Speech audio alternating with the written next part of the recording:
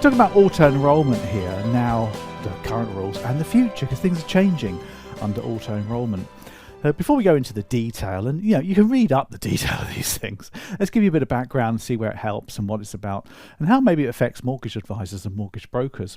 Well, first of all, I remember when I was 21, which was a few years ago now, back in the mid-80s, and I got this letter from personnel department, as they used to call it then, saying, "Dear Mr. Archer, you are now joining the pension scheme." And I worked for the Building Society at the time, the Anglia. And at 21, I wanted to spend my money on other things, not pensions. But I had to join the company pension scheme. It was mandatory, and something like 5% of my salary was paid in a pension. I thought 21, it's like years away. I wanted to spend my money on going out and stuff like that. But anyway, I had no choice. But in a way, it kind of worked because company pension schemes were mandatory to join. If you employed by a firm that had one, you had to join them. Now that was all wiped out later on, and it became voluntary. And what they found, the government, is that many people weren't actually joining their pension scheme till maybe much later in life when they started to worry about it. So the government introduced what they call auto-enrolment. And it was introduced in 2012. So it's been around over 10 years now, and it's done all right, actually. It's been quite successful. They reckon that there's quite a few million people who are getting this pension because it's a good thing to have this sort of money. 11 million people, they reckon, have joined auto-enrolment, including my son Lewis, who's 28. He was telling me at the weekend that he pays 5% of his salary in.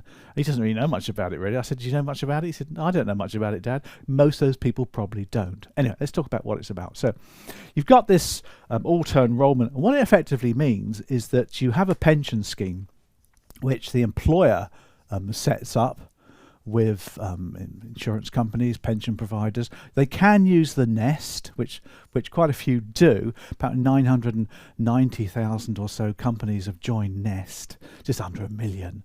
So this nest is the National Employment Savings Trust nest, which the government set up. It's a pension fund run effectively by the government. It's under trust, of course, and it's got a lot of money in there now. And of course, Rishi Sunak wants some of that money invested in sort of higher risk securities. But that's the nest itself. So you can set up a pension scheme, and what it is, your employees are not mandated, but kind of like led there to join it. So they have different types of employee. They have eligible people, eligible. Now, an eligible employee is somebody over the age of 22. So my son Lewis, of course, would come into this one, who's earning more than £10,000 salary, which is most people really, because minimum wage on a 5-day week would be much, much more than that. So that's most people. Now, these people are auto-enrolled in. So they're auto-enrolled. In other words, when they reach the age or whatever it is, they automatically get put into the pension. And because they're put into the pension, they have to put in some money themselves. And at one point, there's a minimum of 8%, but these figures are going to change as well. And the employer has to put in 3% of that 8%. There you go, 3% of the employer. Now, the idea is that's 3% of your salary. You put in, say, 5%, and that money goes into your pension scheme with full tax relief and all the gizmos that go with pension investments. So that's pretty much what happened to me when I was 21. I put 5% of my salary in, and the employer, of course, matched that plus more, and that's the whole point of it. Now, employers, of course, have to do this. There's different rules for different sizes of employer, large, small, medium, SMEs. So that's eligible people. You also have non-eligible people, which is a bit of a daft way of putting it, really, because non-eligible people are the people who are not above. They're not those people. Now, non-eligible people, as you can probably imagine, are under 22 and less than £10,000. There's a figure of 6,240, between 6,240 and £10,000. That's these people. But again, you're talking minimum wage here. Obviously, minimum wage is slightly less. I get that, but you're not talking about a lot of money there for somebody earning that sort of figure. Now, non-eligible people can opt in if they want to, so they have the choice to opt in. That's the big difference, isn't it?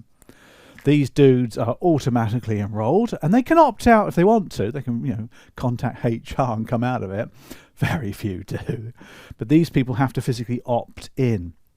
Now, people learning less than 6-2 are what they call, not non-entitled, and therefore, they can join if they want to, but there's very little choice for those people.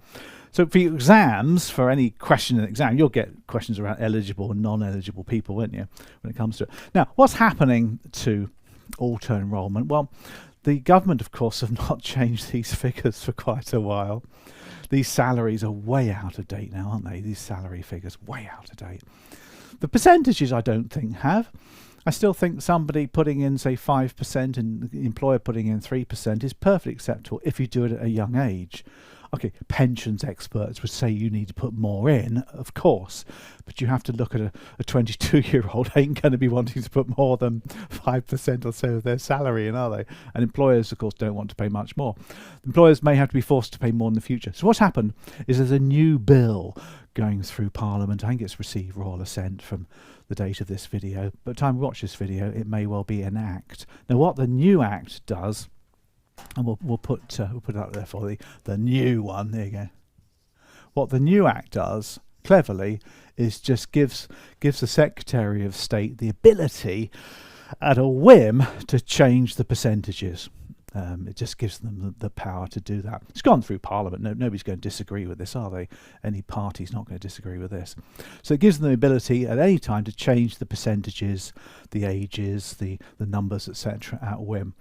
They'll probably wait until after the election before they do that, because the government aren't going to rock the boat at this part of the election. So let's just be aware of that. So if you're doing the exam, just check the figures. You might get questions on those figures. But the whole concept, though, is it automatically enrolls people in. Now, the other one that's particularly interesting is the pension scheme that people put it into. Now, employers will go along to a specialist pensions advisory firm, basically an IFA on steroids, who will give advice, and they'll open up a group scheme, and everyone's got their own little pensions which they put into under a group banner. But essentially these are just personal pensions. Just make a note of that for you.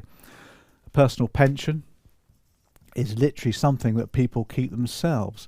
So personal pensions, people could take them along with them. And that's the whole point behind it, so people can sort of transport the pension along with them. The government are trying to make one pension pot, aren't they?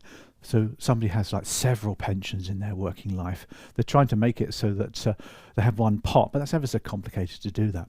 But the one that is interested is NEST, which is the government sponsored National Employment Trust, Savings Trust it stands for. It's run by trustees. It's properly done, of course. And it is a pension fund scheme that invests in money. There we are. That's just an update for you on auto-enrolment and how this works out for you. I hope that's been useful.